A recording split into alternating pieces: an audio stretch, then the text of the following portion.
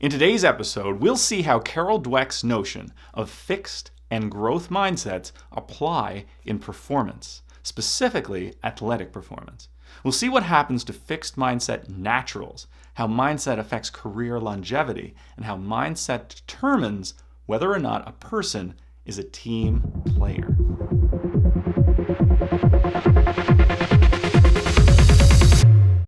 Billy Beane was expected to be the next Babe Ruth. He was a natural, a gifted athlete. But Billy didn't know how to fail. Each at-bat became an opportunity for humiliation, because in the fixed mindset, those with natural talent aren't supposed to fail. They don't analyze their weaknesses and work on them, since they're not supposed to have weaknesses in the first place. Billy never recovered from his fixed mindset as a player, but Billy, the major league executive, did. The reason he did was because he came in contact with the growth mindset in the form of Lenny Dykstra. 3-2 pitch, swing and a well-hit ball to deep center field. Nixon back, it's out of here! Home run, Lenny Dykstra! Lenny didn't have Billy's talent, but Billy was in awe of him. The way Lenny played and practiced and learned and got better made Billy realize that mindset was more important than talent. It was mindset and process that made the biggest difference in how many runs a team scored. And he used that knowledge to lead the Oakland Athletics to 103 victories, the division championship, and almost breaking the American League record for consecutive wins, and he did it with the second lowest payroll in baseball. Muhammed Ali was not considered a natural. He didn't have the physique, the strength, or the classical moves.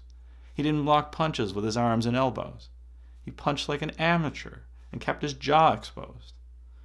Ali became a champion because of his mind.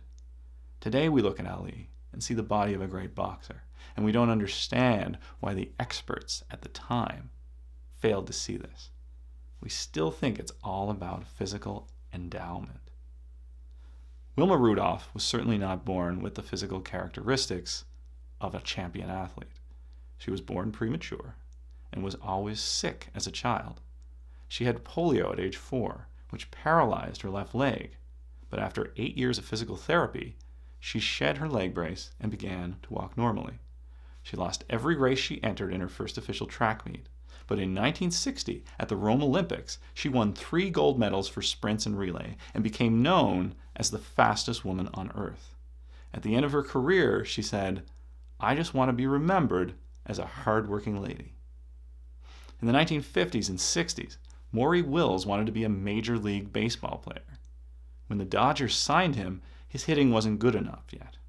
So they sent him to the minor leagues, where he languished for 8.5 years. When a Dodger shortstop broke his toe, Wills got an opportunity to return to the majors. But his batting was still not good enough. He worked with the first base coach several hours a day on top of regular practice, and he still wasn't good enough. But the first base coach wouldn't give up on him. Eventually, Wills started to hit. Pete Rickard checks the runner at second base, then fires, and Wills slashes a line single into right center field. Here comes McCarver around third. He scores, and the National League wins 2-1. And he started to steal bases.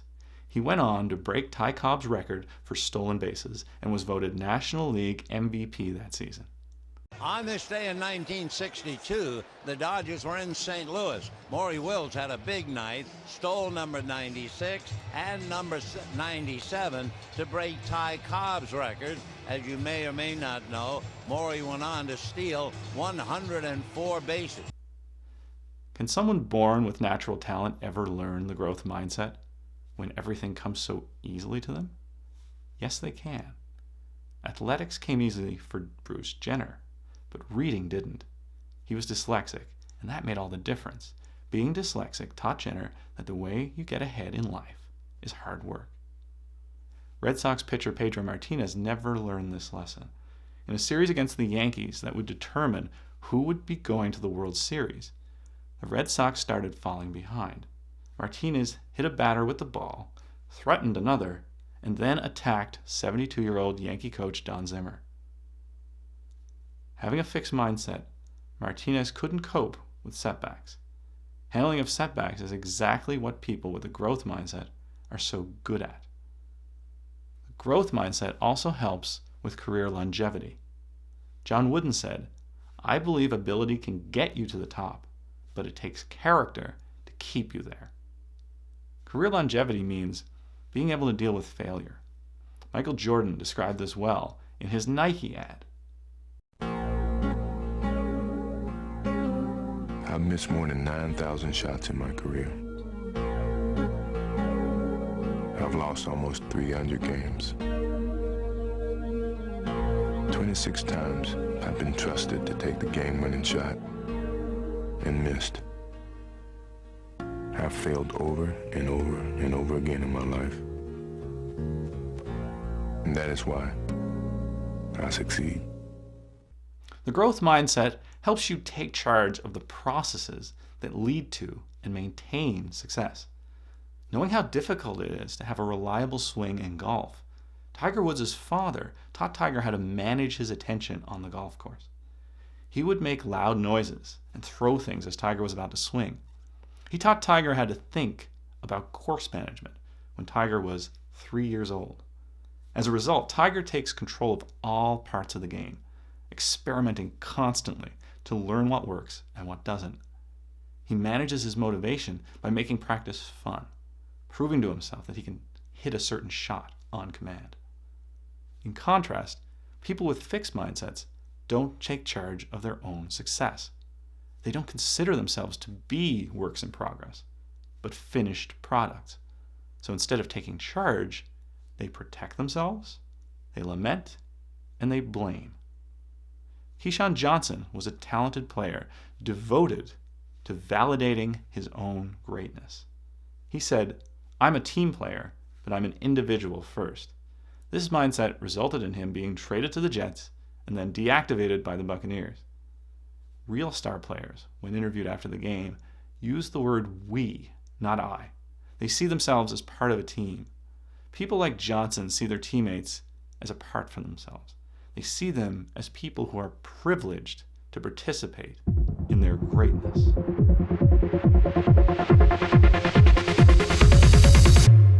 If you're watching this on YouTube, don't forget to click the subscribe button so you don't miss an episode.